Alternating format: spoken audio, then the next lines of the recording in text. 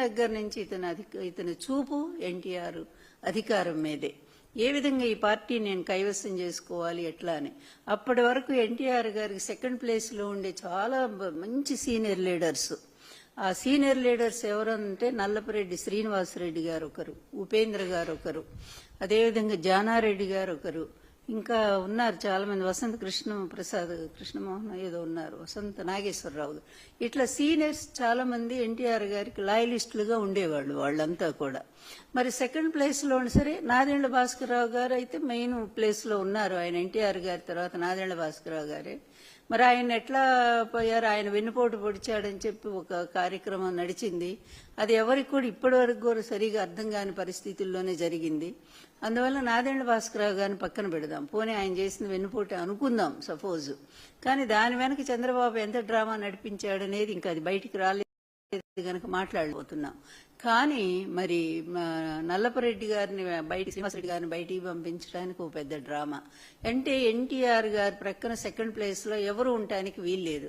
ఆ ప్లేస్ అంతా తను ఆక్యుపై చేసుకోవాలా, పూర్తిగా అధికారం అంతా గుప్పిట్లో పెట్టుకోవాలి. పార్టీలో వ్యక్తులందరూ తన దగ్గరికే రావాలి, తన చెప్పు చేతుల్లో ఉండాలి. అంటే అప్పటి నుంచే ఎటువంటి భయంకరమైన కుట్రకి ఇతను తెర తీశాడంటానికి ఇది స్పష్టమైన చరిత్ర. ఇదంతా కూడా ఎక్కడ నేను చెప్పింది ఒక్క మాట కూడా అబద్ధం లేదు. మీరు చూడండి ఒక్కసారి వెళ్ళిన ప్రతి పార్టీ వదిలిపెట్టి వెళ్ళిన ప్రతి ఒక్కళ్ళు కూడా చంద్రబాబునే తిట్టెళ్లారు. మీరు ఆనాటి పేపర్లు పరిశీలిస్తే మీకు ఆ న్యూస్ తెలుస్తుంది.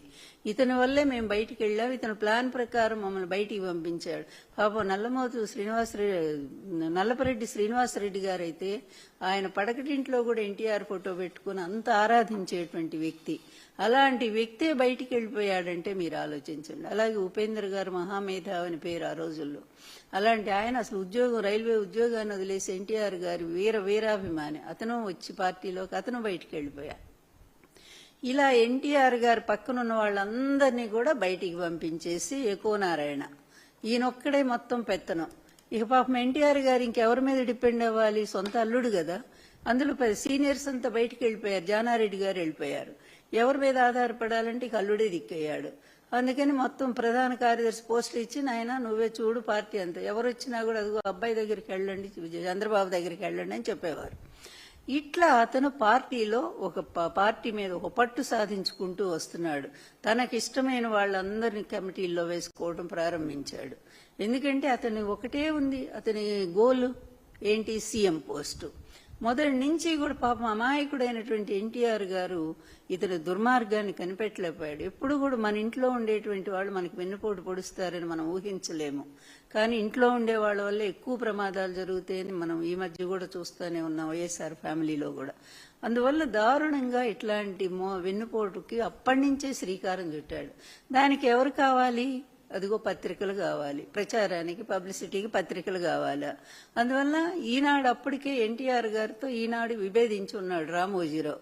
ఎందుకంటే ఆయన చెప్పిన పనులు ఈయన చేయలే. 100 ఎకరాలు ఆయన అడిగితే ఎన్టీఆర్ ఒప్పుకోరు. మన జగన్మోహన్ రెడ్డి గారు లాగానే జగన్మోహన్ రెడ్డి గారు కూడా అన్యాయాన్ని ఒప్పుకోరు గనుకనే కుటుంబం దూరమైంది, అది వేరే విషయం. ఆ రోజు కూడా సేమ్ అంతే, ఎన్టీఆర్ గారు ఒప్పుకోలేదు. నీ ఇష్టం వచ్చినట్టు పేదవాళ్ల భూములు ఎలా ఆక్రమిస్తావు అని చెప్పి ఆయన ఒప్పుకోలేదు. దాంతో ఇక రామోజీ కక్ష కట్టాడు, ఈయన దించేయాలి ఎట్లయినా, ఎన్టీఆర్ మళ్ళీ రాకూడదు పదవిలోకి, ఆ స్థానంలో ఒక కీలు బొమ్మను పెట్టాలా, తన చేతిలో పూర్తిగా ఆటలాడేటువంటి ఒక బొమ్మ కావాలా. అది ఎవరంటే అధికారం కోసం వెంపర్లాడేటువంటి వాడు, ఏ స్థాయికైనా సరే అధికారం కోసం దిగజారిపోయేవాడు, ఆఖరి కాళ్ళ దగ్గర కూర్చోడానికి కూడా సిద్ధపడేటువంటి వాడు ఎవరున్నారని ఆలోచిస్తే ఇదిగో దొరికాడు, చంద్రబాబు దొరికాడు. ఈ చంద్రబాబుతో ఇద్దరు కూడా మంతనాలు చేసుకున్నారు. ఇంతలో ఎన్టీఆర్ గారు ఆరోగ్యం బాగాలేక నన్ను పెళ్లి చేసుకున్నారు ఆయన. వాళ్ళు ఊహించలే ఇలా జరుగుతుందని. ఎందుకంటే ఎన్టీఆర్ గారు ఆరోగ్యం బాగాలేదు, ఆయన పడిపోతే శుభ్రంగా మేము వచ్చి ఇదంతా కూడా ఈ పార్టీ మీద పెత్తనం చేసి పేరు ఆయనదను, ఓట్లు మాయి, అధికారం మాది అని చెప్పి అనుకున్నారు.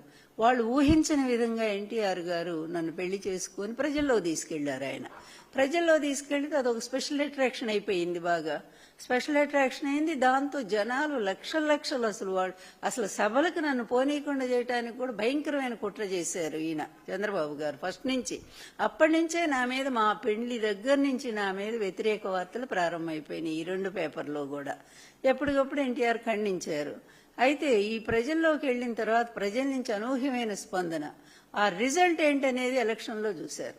ఎలక్షన్లో ఆ రోజుల్లో 294 సీట్లకు గాను ఒక సీట్ ఏదో కంటెస్ట్ చేయలేదు. అప్పుడు 293 సీట్లకు గాను కమ్యూనిస్ట్ పార్టీలు, ఉభయ కమ్యూనిస్ట్ పార్టీలతో కలిసి 256 సీట్లు గెలుచుకున్నారు. అదొక రికార్డు, విక్టరీ కాదు, హిస్టరీ. అట్లాంటి గెలుపులో మరి నేను భాగస్వామి ఉన్నాను కదా. ఆ రోజు నన్ను వెంట పెట్టుకునే ఈ చంద్రబాబు రాలేదు, ఈ దగ్గుబాటి రాలేదు, కొడుకులు రాలేదు, ఎవరు రాలేదు కదా. మేమంది ఇద్దరమే కదా మొత్తం రాష్ట్రం, అప్పుడు ఉమ్మడి రాష్ట్రం ఆంధ్రప్రదేశ్ అంతా పర్యటించాము. ఈ ఉమ్మడి రాష్ట్ర పర్యటనలో మొత్తం లక్ష్మీపార్వతి ఎన్టీఆర్ గారికి అండగా నిలబడింది. అదేవిధంగా అనేక ఉపన్యాసాలు చెప్పి ప్రజలను ఉత్తేజపరిచింది. అంత చేసి పార్టీకి ఎంతో సేవ చేసి అంత గెలుపు కారణం నేను కూడా ఉన్నాను అందులో ఉడత సాయంలాగా.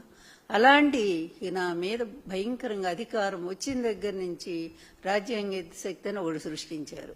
ఎక్కడ రాజ్యాంగేతర శక్తిగా ఈమె వ్యవహరించిందో ఒక్క సాక్ష్యం ఆనాటి నుంచి ఈనాటి వరకు కూడా ఒక్క సాక్ష్యం కూడా వాళ్ళు బయట చూపించలేకపోయారు.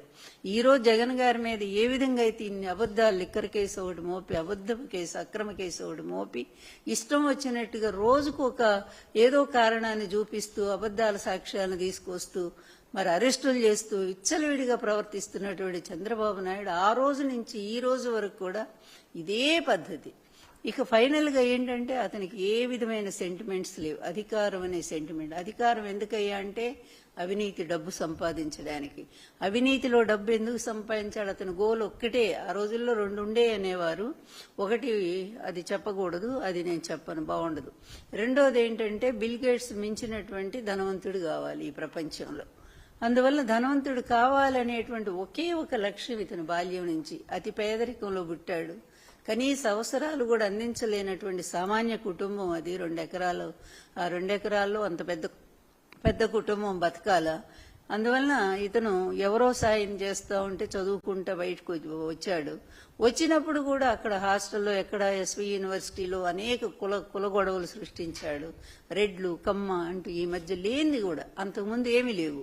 అట్లాంటి చోట ఇతని ప్రయోజనం కోసం ఇక ఆ స్టూడెంట్స్ ఇచ్చే డబ్బులతో తన పబ్బం గడుపుకుంటూ ఈ విధంగా ఒక కులతత్వాన్ని రెచ్చగొట్టి వాళ్ళ మధ్య గొడవలు పెట్టి ఈరోజు చూస్తున్నాం కదా, మాదిగా మాల. ఈ రెండింటినీ కూడా ఎవరు విడదీశారు? చంద్రబాబు నాయుడే కదా. కేవలం తన స్వార్థం కోసం ఇద్దరు అన్నలదమ్ముల్లా కలిసిమెలిసి ఉన్నటువంటి వాళ్ళిద్దరినీ కూడా వర్గీకరణ పేరుతో విడదీసి పడేశాడు. ఈయన తర్వాత అసలు గోలు పెట్టుకున్నాడుగా లక్ష్మీపార్వతి నేను రావడంతో ఎన్టీఆర్ పదవికి ఎసురు పెట్టేశాడు. పెట్టిన తర్వాత అక్కడి నుంచి ఎన్టీఆర్ గారు కొంచెం మేలుకొని వాళ్ళ పార్టీని సస్పెండ్ చేశాడు. 5 మినిస్టర్ని చంద్రబాబు, అది అశోక్ గజపతిరాజు. ఈ అశోక్ గజపతిరాజు కూడా ఇతన్ని మించిన అబద్దాల కోరు, చాలా పెద్ద అబద్దాల కోరు, మోసగాడు. అదేవిధంగా దేవేంద్ర గౌడ్, ఇంకోళ్ళు ఉన్నారు, అతను ఎవరు, నల్గొండ ఆయన రెడ్డి, మాధవరెడ్డి, ఇలా 5గురిని పార్టీ నుంచి సస్పెండ్ చేశారు. చేసినా కూడా గవర్నర్ను కూడా కన్విన్స్ చేసుకుని ఆ రోజు ఎన్టీఆర్ చేసిన తర్వాత ఏ విధంగా యాక్సెప్ట్ చేస్తారండి వాళ్ళని ఈ పార్టీకి అధ్యక్షులుగా? కానీ చేసేసారు. అన్ని మేనేజ్ చేసుకోవటమే.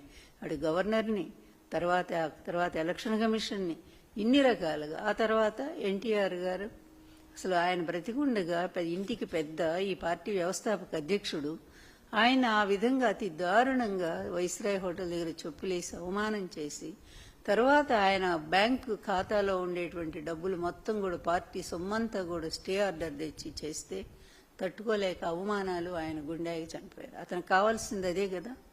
అతనికి ఏంటంటే ఎవ్వరు నిష్కంటకంగా ఉండాలి, పార్టీలో ఎవరు అడ్డం ఉండకూడదు. నేను వచ్చేసరికి నేను అడ్డవుతానని అతను అనుకున్నాడు. ఎన్టీఆర్ గారికి లక్ష్మీపార్వతి అంటే ఇష్టం కనుక నెక్స్ట్ ఈమెకి ఏదన్నా పదవి గట్టి పెడతాడేమో. నిజంగానే ఎన్టీఆర్ గారు 2 సార్లు ఆఫర్ ఇచ్చినా కూడా నేను తీసుకోలే, నాకు రాజకీయాలంటే ఇంట్రెస్ట్ లేదని ఆ రోజే చెప్పాను నేను. అయినా సరే లేనటువంటి కాంక్షను నాకు అంటగట్టారు. ఈమె అధికారం కోసమే వచ్చింది, డబ్బు కోసమే వచ్చిందని. ఆ 2 అబద్ధం అని చెప్పి కాలక్రమంలో అది కూడా అర్థమైపోయింది. ఈ 2 కూడా ఆమెకి ఇంట్రెస్ట్ లేదనేది నా దగ్గర డబ్బు లేదు, అధికార వ్యామోహం లేదని. అయినా సరే అవే మాట్లాడతారు. జగన్ గారు 1,00,00,000 కోట్ల అవినీతి అంటూ ఏ విధంగా అప్పటి నుంచి ఇప్పటి వరకు ఇప్పుడు కేసులన్నీ కూడా ఏమి లేదని చెప్పి ఈడీ, సిబిఐ అన్నీ కూడా చెప్పేసినా కూడా 1,00,00,000 కోట్లని ప్రచారం జరుగుతూనే ఉంది. ఈ పత్రికలను అడ్డం పెట్టుకొని ఇష్టం వచ్చినట్టుగా తర్వాత ఎన్టీఆర్ చనిపోయిన తర్వాత చనిపోకముందే ముఖ్యమంత్రి అయ్యాడు. అయిన దగ్గర నుంచి ఇతని పరిపాలన ఎంత దరిద్రంగా ఉందంటే, చక్కగా కలిసి ఉన్నటువంటి ఆంధ్రప్రదేశ్, ఉమ్మడి ఆంధ్రప్రదేశ్ ఇతని పరిపాలన భరించలేక ప్రత్యేక రాష్ట్రం కావాలనే వాదం అప్పుడు వచ్చింది. తెలంగాణ అంతకుముందు ఉంది, లేదని కాదు, ఊపందుకుంది మళ్ళీ చంద్రబాబు టైంలో. ఎందుకంటే అంత దరిద్ర పరిపాలన. ఎన్టీఆర్ టైంలో అంత రాలేదు, వైఎస్ రాజశేఖర రెడ్డి గారి టైంలో కూడా అంత లేదు. ఇతని టైంలోనే కొన్ని వేల మంది రైతులు అక్కడ ఇక్కడ చచ్చిపోయారు, కరెంటు లేదు, అనేక సమస్యలు. అంటే పరిపాలనలో పరమ అసమర్థుడైనటువంటి ఇతను పరిపాలన చేత కాదు, ఆశ తప్ప, అధికారం కోసం వెంపర్లాట తప్ప ఇతనికి పరిపాలన చెయ్యాలి, ప్రజలకు ఏదో చెయ్యాలి మంచి అనేది ఏనాడు లేదు. ఇతని హయాంలో ఒక్క ప్రాజెక్టు, ఒక్క 10,000 కోట్లతో ఒక్క ప్రాజెక్టు కూడా రాలేదు, తీసుకురాలేదు. బిల్ గేట్స్ ని, బిల్ క్లింటన్ ని వీళ్ళందరినీ తీసుకొచ్చి సభలో కూర్చోబెట్టాడు. సత్యం రామలింగరాజును పక్కన కూర్చోబెట్టాడు. ఆయన చేత 60 కోట్లు కొడుకు సర్టిఫికెట్ కోసం అక్కడ కట్టించాడు. స్టాన్ఫర్డ్ యూనివర్సిటీకి సర్టిఫికెట్ ఇచ్చారు. ఎందుకంటే అతనికి చదువు అసలు ఎప్పుడూ కూడా పరీక్షలో పాస్ అయిన బాపతే కాదు లోకేష్. అలాంటి వాడిని కూడా ఇలా ప్రమోట్ చేసుకుంటూ చేశాడు. తర్వాత అది వరల్డ్ బ్యాంకులో ఉద్యోగానికి పెట్టాడు. వాళ్ళు 3 రోజుల్లోనే ఇంటికి పంపించారు అతని సమర్థత చూసి. అలాంటి వాడిని ఈ రోజు రాష్ట్రం మీద, ఈ ప్రజల మీద బలవంతంగా రుద్దటానికి ప్రయత్నం చేస్తా ఉన్నాడు.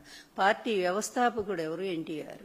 ఈ పార్టీని స్థాపించి వాళ్ళ వంశం, నందమూరి వంశం మొత్తాన్ని కూడా బానిసల్లాగా చేసుకొని తిప్పుకుంటా ఉన్నాడు.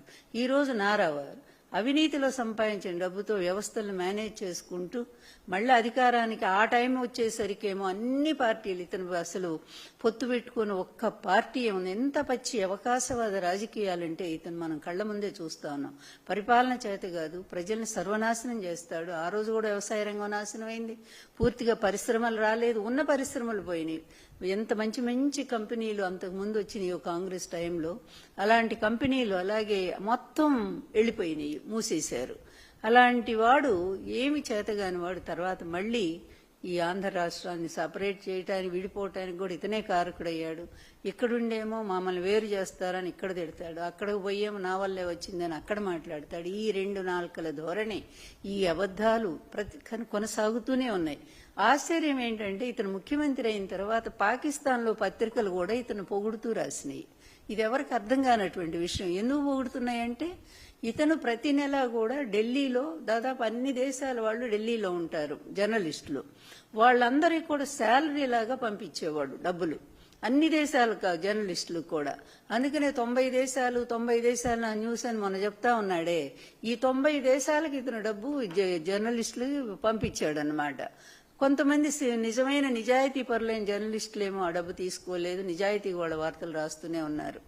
కానీ కొంతమంది మాత్రం అమ్ముడుపోయినటువంటి జర్నలిస్టులు ఇతన్ని ఇక్కడ ఏం జరుగుతుందో వాళ్ళకి తెలియదు, పొగుడుతూనే ఉన్నారు. అలాగే విడిపోయిన రాష్ట్రానికి ముఖ్యమంత్రి మళ్ళీ బీజేపీని తిడతాడు, బీజేపీతో పొత్తు పెట్టుకుంటాడు. ఈ విధంగా పొత్తు పెట్టుకుని మళ్ళా వచ్చాడు. మళ్ళా వచ్చి ఏం చేశాడు? 14 నుంచి 19 వరకు కూడా రాష్ట్రాన్ని సర్వనాశనం చేసి వెళ్ళిపోయాడు. ఎక్కడ ఇచ్చిన హామీలు ఒక్కటి కూడా నెరవేరలేదు. ఈ రైతుల రుణమాఫీ అన్నాడు, ఒక్కటి లేదు. 650 హామీలు ఇచ్చి అర కూడా అతను పూర్తి చేయనటువంటి